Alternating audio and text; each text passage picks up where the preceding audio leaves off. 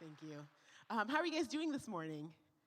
Oh, that's good. Good to hear. It's interesting because if you had asked me that same question about a year ago, I would have responded in the same way. I would have said, yes, I'm doing great, or I'm doing fantastic, or the Lord is doing wonderful things and I'm a part of them. But it wasn't the truth because I was honestly struggling. In fact, I'd first like to tell you where I used to be. Around August of last year, I began feeling emotionally numb. I stopped caring about the things that I once loved, and it seemed like nothing mattered to me. And it got worse because in September and October of 2019, I struggled even more heavily. I couldn't get out of bed. I couldn't eat. I stopped talking to God. I stopped going to therapy. All these things began troubling me, and I didn't believe that my life was worth living.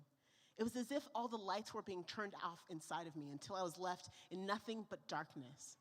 So I went to my doctor, and she diagnosed me with depression, and she gave me medication to try and help me. But things came to a headway in November and December of last year.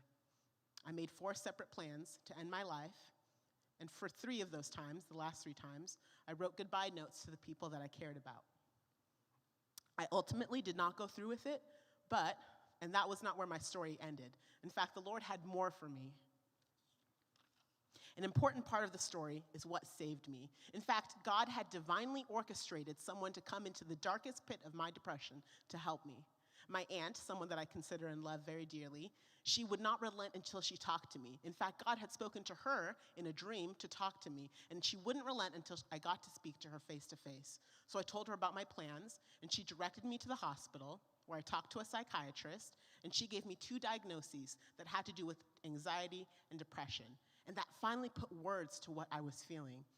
From that point onward, it has been a long, hard journey to wellness. I tried multiple medications until I finally found some that worked for me. I began attending groups at the hospital that helped me think and act in better ways. I reached out to people again with the truth of how I was doing, and I started therapy again after missing a month based on my previous illness.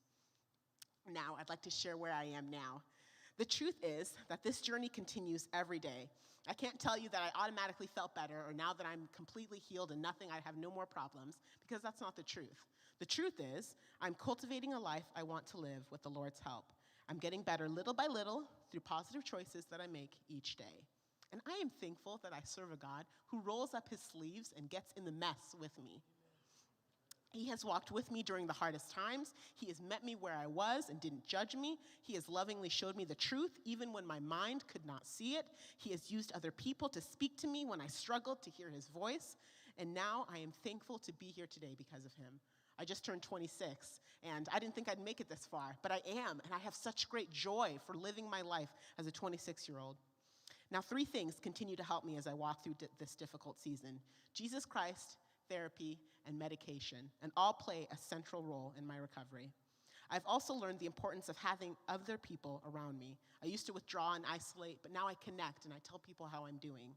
And if there's anyone here struggling with suicidal thoughts or having trouble with their mental illness or mental health, I just wanted to let you know you are not alone. There's nothing to be ashamed of, and speaking to someone does help greatly. Thank you for listening to my story. She'll love you.